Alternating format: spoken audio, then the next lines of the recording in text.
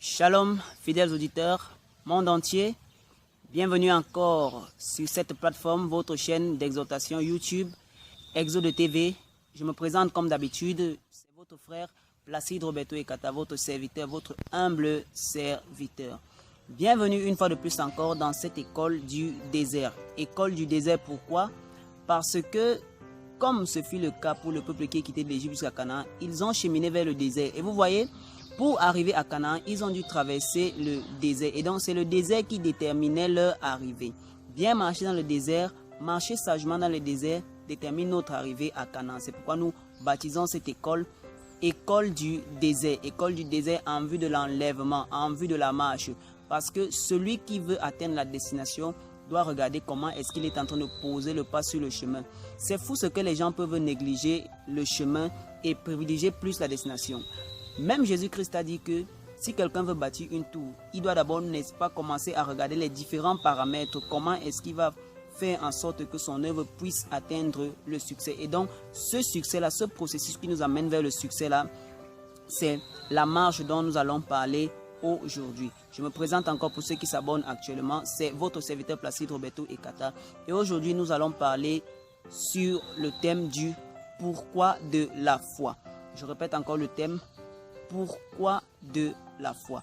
Alors avant de commencer, bien aimés, nous allons remettre ces moments entre les mains de l'Éternel qui nous accorde encore la grâce d'être ici présentement, parce que la Bible déclare: si l'Éternel ne bâtit, celui qui bâtit, bâtit en vain. Et vous et moi, nous n'avons pas envie de bâtir en vain, non. Nous avons envie que là où nous posons notre fondation, que l'Éternel soit notre soutien. Parce que c'est lorsqu'il est notre soutien, bien aimé, que toute entreprise que nous faisons peut aller de perfection en perfection, de gloire en gloire. Alors nous allons prier. Tendre Père Céleste, merci encore pour cette occasion que tu nous accordes encore. Viens encore bénir les fidèles auditeurs qui nous suivent de partout dans le monde entier. Et que cette émission puisse encore être bénéfique pour la foi de quelqu'un, pour la marche de quelqu'un, pour Saint-Esprit de Dieu, le perfectionnement de quelqu'un dans la sainte doctrine, en vue de l'édification, pour l'enlèvement dans le nom précieux de Jésus-Christ. Bien-aimés, le pourquoi de la foi, c'est le thème qui nous rassemble ici ce soir. Bien-aimés, n'hésitez pas à partager cet élément afin que les uns et les autres puissent bénéficier de tout ce que nous allons dire aujourd'hui. Alors très rapidement, nous allons commencer par ouvrir nos Bibles dans le livre de Luc chapitre 18 à partir du verset 8. Ça sera notre livre d'entame par rapport à ce grand thème, le pourquoi de la foi. Luc chapitre 18, verset 8. Je lis au nom de Jésus. Il est écrit: je vous le dis, il leur fera rapidement justice. Mais quand le Fils de l'homme reviendra, trouvera-t-il de la foi sur la terre? Quand le Fils de l'homme reviendra, trouvera-t-il de la foi sur la terre? Bien-aimés, ici, nous sommes confrontés à une inquiétude de Jésus-Christ. Attention, c'est Dieu fait chair lui-même qui est en train d'agresser cette parole dans le livre de Luc chapitre 18 à partir du verset 8. Et il est en train de prononcer une inquiétude. L'inquiétude qui est de savoir si lorsqu'il va venir sur la terre, il va encore venir trouver la foi. Pourquoi est-ce qu'il est en train de parler de foi? Parce que lorsque nous lisons plus haut, il y a un certain nombre de choses qu'il avait déjà dit aux disciples. Et le nombre de choses qu'il avait déjà dit aux disciples concernait la prière. Il est en train de leur dire, si quelqu'un prie avec insistance, certainement le Seigneur va l'exaucer. Dieu ne peut pas faire que quelqu'un prie, quelqu'un demande quelque chose avec insistance à Dieu et Dieu ne le donne pas. Et c'est pourquoi quelque part il a dit: si méchants tels que vous êtes, vous savez donner de bonnes choses à vos enfants, à combien plus forte raison le Seigneur n'accomplira-t-il pas les désirs de ceux qui s'approchent de lui? Et donc c'est par rapport à ça que le Seigneur est en train de parler. Et maintenant, au cours de son discours, il va formuler une inquiétude, une problématique. Il va se demander: est-ce que malgré toute l'assurance que je suis en train de proposer à ces gens-ci, je vais encore venir trouver la foi? Je vais encore venir trouver des personnes qui comptent sur moi. Je vais encore venir trouver des personnes qui me sont intègres. Là, il est en train de questionner la foi. Est-ce que quand il va venir, pourquoi? Parce que nous sommes dans les temps de la fin. Est-ce que dans ces temps de la fin, le Seigneur peut encore trouver des personnes qui ont la foi? Et pourquoi est-ce que la foi est en train de prendre, bien aimé, toute cette ampleur dans ce verset-ci? Pourquoi? Parce que peut-être beaucoup ne le savent pas. Et ici, j'aimerais bien aimer que nous ayons tous une attention ouverte. Ne soyons pas distraits par rapport à ce que nous allons dire. La foi est un élément très essentiel dans le processus de l'obéissance à Dieu. On entend beaucoup de messages sur l'obéissance, on entend beaucoup de messages sur des commandements, on entend beaucoup de messages qui donnent la voie à suivre. Mais ce que beaucoup de personnes qui veulent obéir à Dieu, qui veulent se soumettre à Dieu, oublient souvent, c'est que c'est la foi qui est le moteur de l'obéissance. Excusez. Il n'y a pas d'obéissance sans foi. Une obéissance en dehors de la foi ne sera qu'éphémère. Pourquoi est-ce que je suis en train de dire qu'elle ne sera qu'éphémère? Elle ne sera qu'éphémère, pourquoi? Parce qu'elle va commencer pour un temps. Mais lorsque de différentes épreuves vont la confronter, automatiquement, elle va s'évaporer comme une fumée. Là, nous parlons d'une obéissance sans foi. Parce qu'il y a des personnes qui essayent d'obéir sans la foi. Et il y a maintenant la différence lorsqu'une personne commence à obéir sans la foi. Et c'est pour ça, vous allez voir, bien aimé, lorsque quelqu'un décide de demeurer dans la voie de l'Éternel.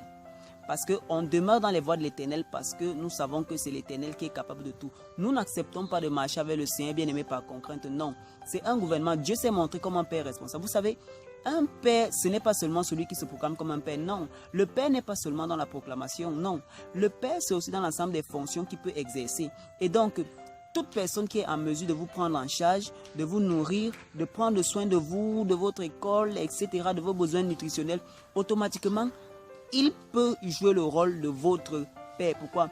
Un père, c'est un statut et des fonctions. Alors, Jésus-Christ, en disant qu'il est notre Père, Dieu, le Dieu de la Bible, en disant qu'il est notre Père, ce n'est pas seulement par titre, non, ce n'est pas par imposition, mais c'est aussi parce qu'il est capable de prendre soin de nous. C'est en ça que se reconnaît un Père. Et donc, si Dieu dit qu'il est notre Père, si Dieu dit qu'il est votre Père, c'est parce que il est capable de prendre soin de vous. Et lorsqu'il commence à être capable de prendre soin de nous, qu'est-ce que nous faisons?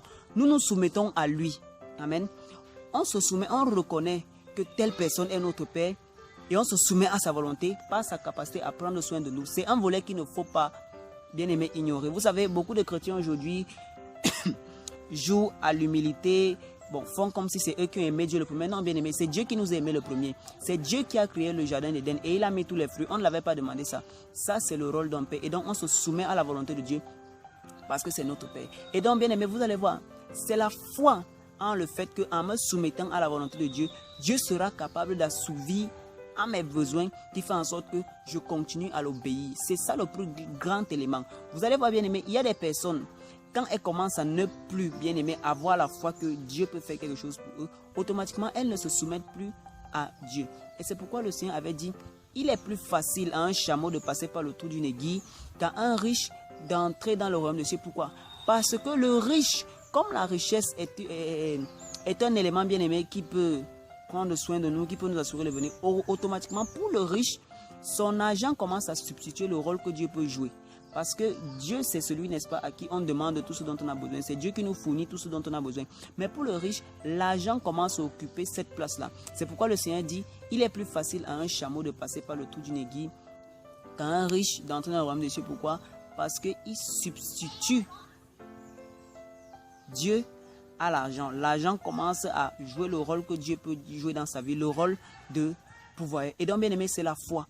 Et c'est par la foi que les 3 Hébreux ont accepté d'obéir à Dieu en ne se prosternant pas vis-à-vis de la statue que Nebuchadnezzar avait placée. Vous allez voir, Nebuchadnezzar avait placé cette statue, il a demandé à tout le monde de se focaliser.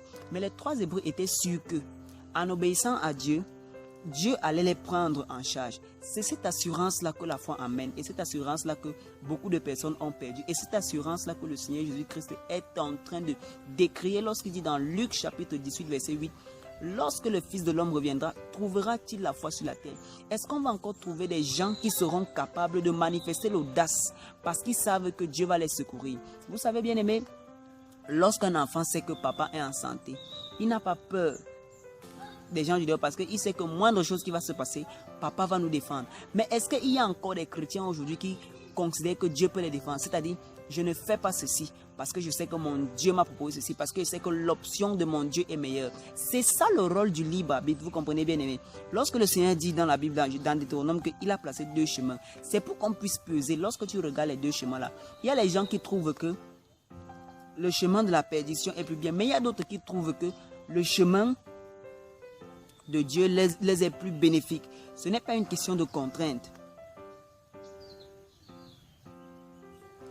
Comme je le disais, ce n'est pas une histoire de contrainte, mais une histoire de foi. C'est comme ça que une obéissance qui n'est pas motivée par la foi sera une obéissance éphémère. C'est pourquoi beaucoup commencent par obéir à Dieu. Mais dès que les tentations viennent, automatiquement, ils n'arrivent pas à rester. Ils n'arrivent pas à demeurer. Pourquoi? Par manque de foi. Et donc, bien aimé, c'est la foi qui détermine notre obéissance à Dieu. Et le Seigneur Jésus-Christ demande, lorsqu'il va venir, est-ce qu'il va encore venir trouver cette obéissance-là? Vous savez, bien aimé, lorsque quelqu'un dit, je ne vais pas me souiller devant les mets de la table du roi, déclaration que Daniel avait faite.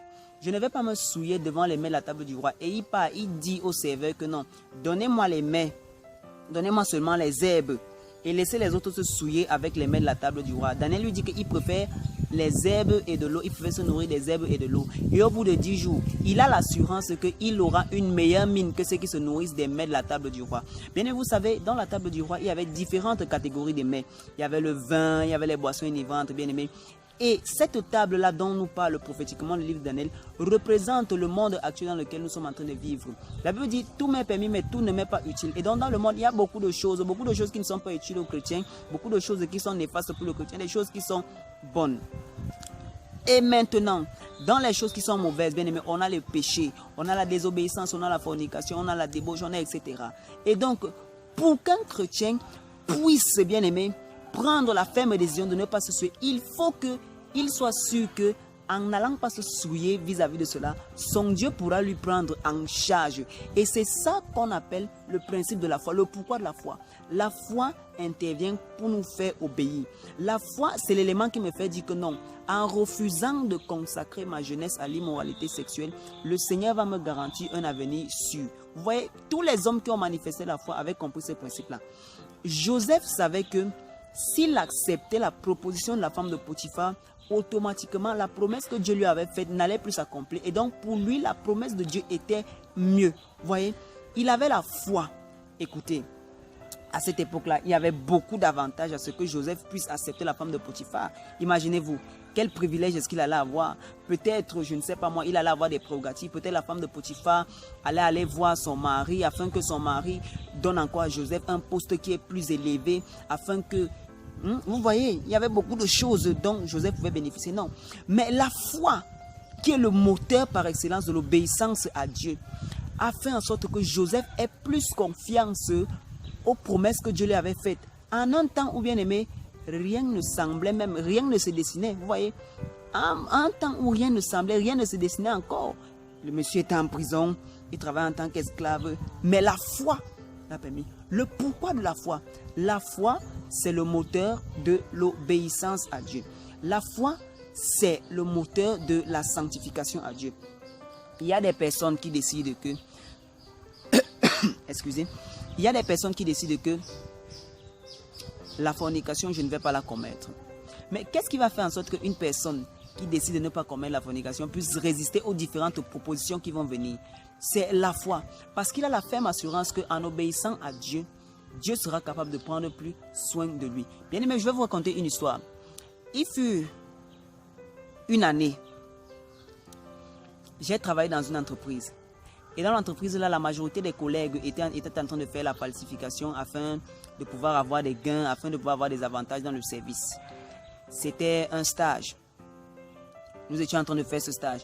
Les autres faisaient la falsification. Mais bien aimé, lorsqu'il est venu, les camarades, les collègues ont commencé à me dire, mais mon frère, ici c'est l'argent gratuit, falsifie simplement ici et tu as l'argent gratuitement. Mais bien aimé, j'avais peur. Je disais que non, il y a des projets d'avenir que Dieu a fixés sur moi. Et je ne compte que sur Dieu pour accomplir ces projets d'avenir-là. Et donc maintenant, si je viens me conformer à la voie que mes collègues sont en train de me conseiller, est-ce que mes collègues seront en mesure de prendre soin de moi? Est-ce que si maintenant Dieu m'abandonne, est-ce que ces collègues qui sont en train de me proposer de suivre leur voie pourront prendre soin de moi? Déjà d'ailleurs que je regardais d'où est-ce que le Seigneur m'avait déjà sorti et d'où est-ce qu'on était en train d'aller. Et puis quand je faisais une rétrospective sur la vie de ceux qui étaient en train de me dire tout cela, je voyais que même dans leur vie, eux-mêmes, ils n'arrivaient pas à gérer leur propre vie. Et donc je me suis dit, comment est-ce que celui-ci qui n'arrive pas à gérer sa vie vient me conseiller? Est-ce que si j'abandonne la voie que Dieu est en train de me donner, et ils vont pouvoir prendre soin de moi? Bien aimé, c'est comme ça que j'avais décidé de ne pas commettre la faute. C'était une époque où, bien aimé, j'étais en train de chercher les moyens pour pouvoir financer mes études. Vous savez, lorsque tu es étudiant, parfois il t'arrive souvent de faire certaines choses à côté pour pouvoir financer tes études. Donc c'était à une phase où j'étais. Et donc, bien aimé, je savais que non, le Seigneur m'a promis un succès. Et je dois rester dans ses voies afin que ses promesses s'accomplissent. Parce que les prophéties ne s'accomplissent pas en dehors de la volonté de Dieu. C'est souvent une erreur. Dieu te dit que non, tu auras tel mari, etc. Et maintenant, toi, tu commences à vivre dans une vie peut-être, je ne sais pas, de désordre, de débauche, etc. Bien aimé, ce n'est pas dans cette voie-là que Dieu va t'exaucer. Non, Dieu t'exauce lorsque tu es en train de marcher dans ces voies. Il est inadmissible que tu es en train de marcher dans une voie étrangère et tu t'attends à ce qu'un Dieu qui a des principes étrangers au principe que toi tu es en train de suivre vienne t'exaucer. Non, c'est pas comme ça. Les prophéties de Dieu s'accomplissent lorsqu'on est dans sa volonté de Dieu. C'est pourquoi vous allez voir, bien aimé, Dieu même peut dire quelque chose à quelqu'un. Dieu peut révéler au prophète quelque chose qui te concerne. Mais par ton désordre, cela s'annule. Oui, les prophéties s'annulent. Dieu avait annulé la prophétie de Saül. La prophétie de Saül a été annulée. Prophétie que Dieu avait faite sur Saül. Saül était destiné à être le premier roi d'Israël. Mais la prophétie s'est annulée complètement. La prophétie s'est annulée totalement. Pourquoi? Parce qu'en cours de route, Saül a désobéi à Dieu et la prophétie a été annulée. Ce que Dieu avait prévu que Saül devait être n'a plus été à cause de quoi?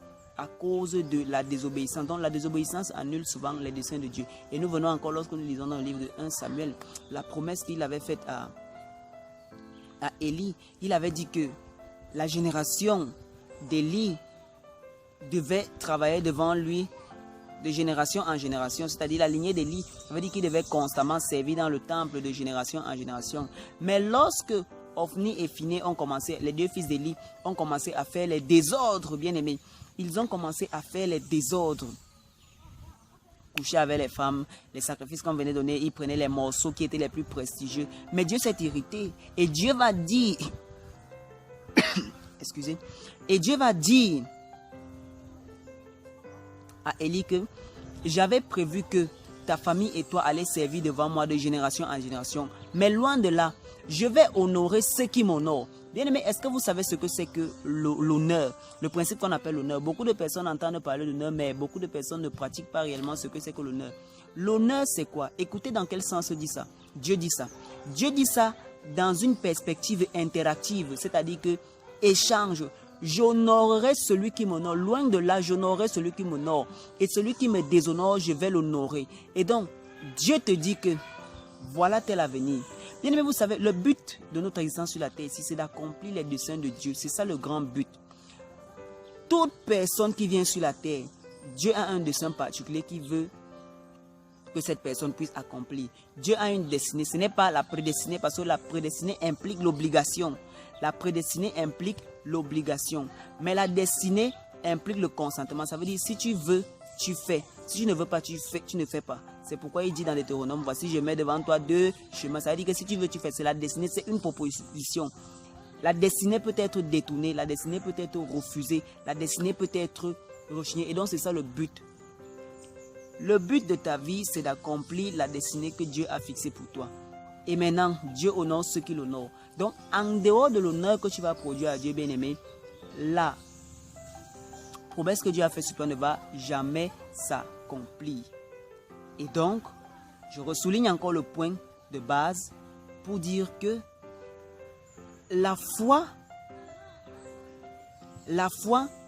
est le catalyseur de notre obéissance vis-à-vis de Dieu. Si Dieu te dit peut-être que fais telle chose, pour demeurer ferme dans cette chose-là, il te faut la foi. Je ne fais pas ceci parce que je sais que mon Dieu va me soutenir. Je me rappelle encore bien aimé le témoignage d'une sœur. Lorsque nous étions à la nuit de la traversée de cette année, c'était un témoignage qui m'a vraiment beaucoup marqué. C'était une jeune sœur qui était dans une école de formation des enseignants, je tais le nom ici. C'est une sœur qui était dans une école de formation des enseignants Et maintenant, il est arrivé que à une certaine période de l'année, les parents n'avaient plus d'argent pour la soutenir. Et donc, les moyens financiers étaient déjà finis. Et vous savez bien aimé, le monde aujourd'hui enseigne aux jeunes filles que lorsque les choses ne vont pas, il faut directement se lancer dans le dehors. Pourquoi? Parce que le dehors est payant. Tomber dans des péchés de fornication et d'adultère, de toutes les abominations d'ordre sexuel. C'est beaucoup plus dans ce jargon-là que les filles sont utilisées. Et la sœur dit que elle, au lieu d'emprunter cette voie-là, peut-être une voie que beaucoup de ses amis étaient déjà en train de lui dire, elle a préféré obéir à Dieu et garder son corps. Et c'est comme ça que la sœur pouvait raconter comment au cours de l'année bien-aimée, elle partait à l'école étant affamée. Elle rentre étant affamée. Tout ça pourquoi? Pour Dieu. Tout ça pour qui? Pour Dieu. Pourquoi? Parce qu'elle veut respecter les principes de Dieu. Certainement, elle se disait, moi c'est mon interprétation, ça c'est mon analyse. Certainement, elle se disait que non, le Dieu qui m'a donné ce concours-ci là, s'il m'a permis d'arriver jusqu'ici, il peut me permettre d'arriver jusqu'à la destination. S'il m'a permis d'arriver jusqu'à ce point-ci, il est capable de me permettre d'atteindre la destination voulue. Et ça, c'était le grand problème des enfants d'Israël. Vous savez, il y a des gens qui courent pour obéir, mais qui n'ont pas la foi de l'obéissance. Vous ne pouvez pas suivre quelqu'un vis-à-vis de qui vous n'avez pas de confiance. Vous ne pouvez pas suivre Dieu si vous n'avez pas confiance en lui. C'est une marge de confiance, ce n'est pas de l'intérêt. Bien aimé, lorsque tu as faim, tu dis à ton père, papa, j'ai faim. Ce n'est pas un enseignement sur la peau. Non. Dieu a dit qu'il faut qu'on lui fasse connaître nos besoins. Ce n'est pas un enseignement sur la prospérité. Ce n'est pas, je ne sais pas moi, une éloge de la prospérité ou bien quelque chose. C'est un fait tout à fait normal. Il y a des gens qui sont en train peut-être de jouer à une... Moi, j'appelle ça de la fausse humilité. Vous allez m'excuser. C'est une fausse humilité. Bon, ils se disent que non, c'est eux qui ont aimé Dieu le premier. Bien aimé, vous n'avez pas aimé Dieu le premier. C'est pourquoi devant Dieu, moi, je conseille souvent aux chrétiens d'être naturel, d'être simple. Même vis-à-vis des faiblesses. Seigneur, voilà telle chose qui est en train de me déranger. Voilà tel péché que je veux dominer.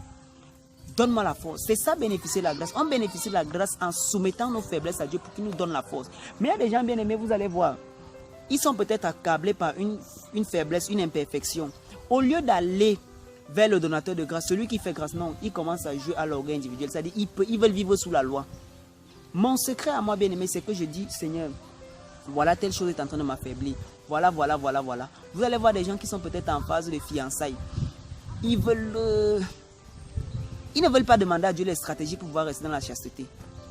Mais aller devant Dieu, peut-être tu es fiancé avec une personne, va aller devant Dieu ensemble, demander que Seigneur, voilà, nous sommes en train de faire nos fiançailles comme ci, comme ça. Nous voulons que ce soit dans ta volonté. Aide-nous.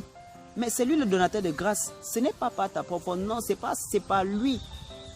C'est pas lui que cela est possible. Parce que de nous-mêmes, on ne peut rien faire. Mais allons demander la grâce vis-à-vis de la personne qui peut réellement nous accorder cette grâce. Comment est-ce qu'on va faire? C'est ça qui nous entraîne, qui nous amène, qui nous introduit directement dans le principe de l'intimité. Vous savez, l'intimité, c'est un stade où on ne se cache plus rien. On ne se cache plus les forces, on ne se cache plus les faiblesses. On dit tout ce qu'on éprouve à l'un et on se dit tout. C'est cette dimension d'intimité-là. Mais il y a des gens bien-aimés qui regardent toujours cette relation avec Dieu comme c'était à distance. Vous ne voulez pas dire, bon, Dieu connaît ces faiblesses-là.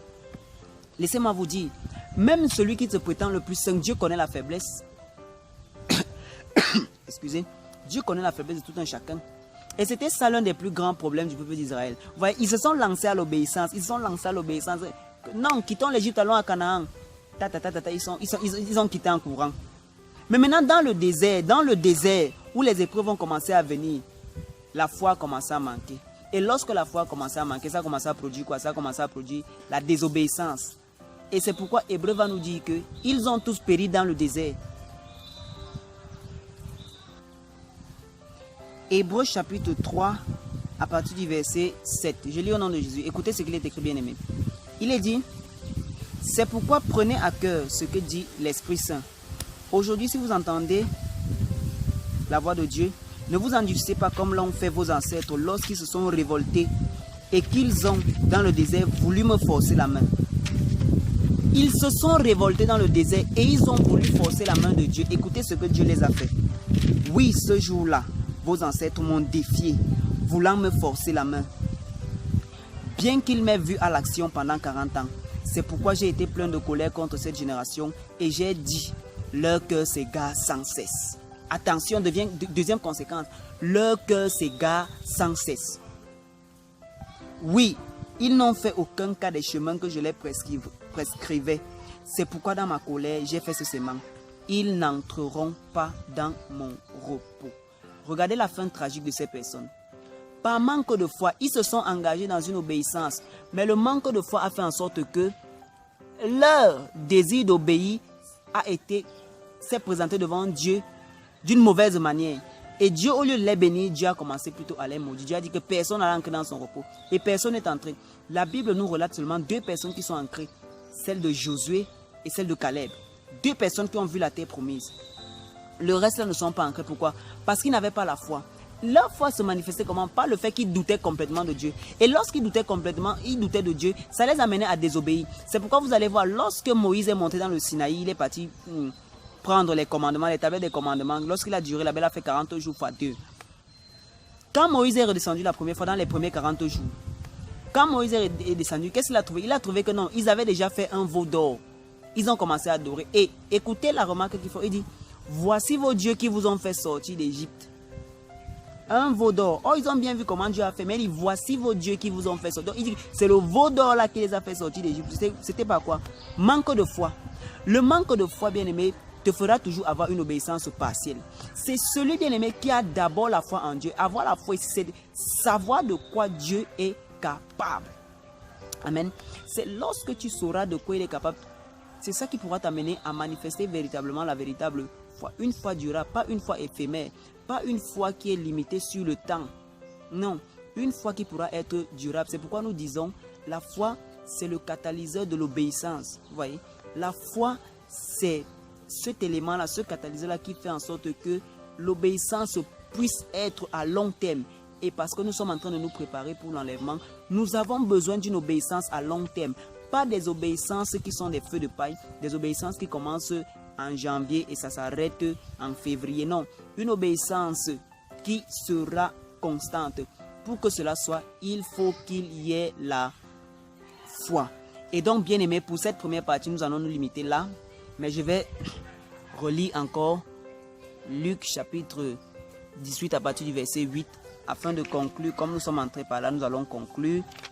Je rappelle, le thème c'est le pourquoi de la foi. Première partie. Nous allons venir sur la deuxième partie et nous allons annoncer le prochain thème. Je lis Luc 18, 8. Moi je vous dis qu'il défendra leur droit promptement. Seulement lorsque le Fils de l'homme reviendra, trouvera-t-il encore la foi sur la terre? Jésus-Christ est en train de poser la question. Est-ce que lorsqu'il reviendra, il viendra te trouver encore sûr que si tu abandonnes cette voie pour lui, il est capable de te soutenir? Bien aimé, la plus grande chose que Dieu déteste, c'est le manque de foi. Le manque de foi est une insulte. Ces gens-là dans le désert, ils ont insulté Dieu. Ils ont insulté Dieu. Il n'y a rien de plus souillant pour un homme, pour un père, pour un mari de voir ses proches, peut-être sa femme, en train de le sous-estimer. Ça fait très mal. Il n'y a rien de plus blessant pour un père de voir ses enfants le considérer comme un incapable. Et c'est dans ce sentiment-là que ce peuple-là a mis Dieu. Et donc, la confiance est la chose qui réjouit le cœur de Dieu. Et c'est pourquoi il dit quelque part, par-dessus tout ce qui plaît à Dieu, c'est la foi. C'est la foi qui va te permettre, bien aimé, de dire non à ce péché. C'est la foi qui va te permettre de tenir ferme dans les convictions que Dieu t'a données. Vous savez, bien aimé, la foi est perfectible. C'est pourquoi le Seigneur nous encourage à ne pas juger. Que chacun parle selon la juste mesure de sa foi. Si le Seigneur t'a déjà donné d'atteindre à une certaine dimension, c'est la foi qui va te permettre de te maintenir à cette dimension-là. S'il t'a permis d'arriver à une certaine dimension, c'est la foi qui va te permettre, bien aimé, de te maintenir à cette dimension-là. Pourquoi? Parce que la foi, c'est le catalyseur de l'obéissance. Alors, bien aimé, nous avons fini avec ce passage. Est-ce qu'il viendra trouver la foi lorsqu'il reviendra sur la terre? Et donc, le prochain thème pour cette grande série d'enseignements, le pourquoi de la foi, nous allons parler, bien aimé, sur les ennemis de la foi. Les ennemis de la foi. Retenez bien le prochain thème. Nous parlerons sur les ennemis de la foi. Et comme je l'ai dit, bien aimé, veuillez partager cet élément. Ne gardez pas ça pour vous. Et abonnez-vous massivement sur votre chaîne YouTube Exode TV. Abonnez, bien aimé, c'est cliquer sur le bouton abonner lorsque vous regardez sur la vidéo. Et cliquez sur j'aime afin que la vidéo, bien aimé, puisse avoir une plus grande vue. Et que beaucoup de personnes, bien aimées, puissent être imprégnées de ce message qui nous prépare, bien aimé, au retour du Seigneur. Donc, cliquez sur abonner et cliquez sur j'aime. Et nous nous disons à la prochaine émission. Shalom.